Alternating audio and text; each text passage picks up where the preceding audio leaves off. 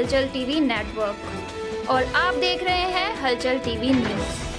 हर हलचल पर नजर, हर हलचल की खबर। नमस्कार दर्शक मित्रों, हलचल टीवी न्यूज में आपનું હાર્દિક સ્વાગત છે। કેન્દ્રીય રાજ્યમંત્રી દેવુસિંહની જર્નાલિઝમની ડિગ્રી વિવાદ। જાહેર માહિતી આયોગે સરદાર પટેલ યુનિવર્સિટીના વાઇસ ચાન્સેલરને જાગૃત નાગરિકને 30 દિવસમાં માહિતી આપવા ફરમાન કરતા યુનિવર્સિટીના પગ નીચેથી ખુરશી સરકી। ગત વર્ષના 16મી ડિસેમ્બરના કેન્દ્રીય ગૃહમંત્રી અમિત શાહની ઉપસ્થિતિમાં અત્રેની સરદાર પટેલ યુનિવર્સિટીનો પદવીદાન સમારંભ યોજવામાં આવ્યો હતો। કેન્દ્રીય રાજ્ય સંચાર મંત્રી દેવુસિંહ ચૌહાણને જર્નાલિઝમ વિભાગની ડિગ્રી આપવામાં આવતા कुछ तो गड़बड़ है ની આશંકા વ્યક્ત થતા જાગૃત નાગરિક દ્વારા સરદાર પટેલ યુનિવર્સિટી તથા એનએસ પટેલ ઓટોનોમસ કોલેજ પાસે આરટીઆઈ થી જવાબ માંગતા બંને સંસ્થાએ કુલડીમાં ગોળ ભાગવાનો પ્રયાસ કરતા જાગૃત નાગરિકે જાહેર માહિતી આયોગમાં અરજી કરવામાં આવી હતી। આયોગ દ્વારા તટસ્થ તપાસ કરી 30 દિવસમાં જવાબ અપલોડ કરી કોપી નાગરિકને આપવાના આદેશ કરતા યુનિવર્સિટી તથા કોલેજના પગ નીચેથી ધરતી સરકવા પામી હોવાનું જાણવા મળ્યું છે।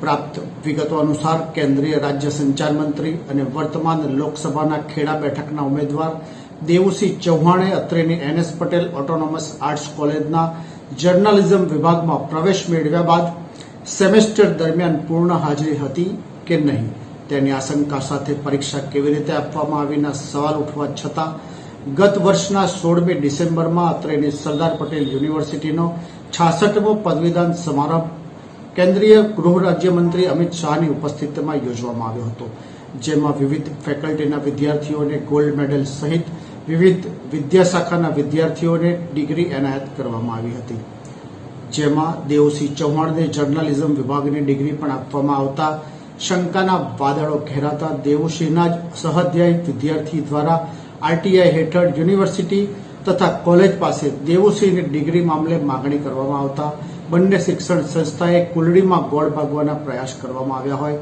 આરટીઆઈમાં જવાબ આપવામાં ગલ્લા તલ્લા કરી દોષનો ટોપલો એકબીજા પર ઢોળવાનો પ્રયાસ કરવામાં આવ્યો હતો।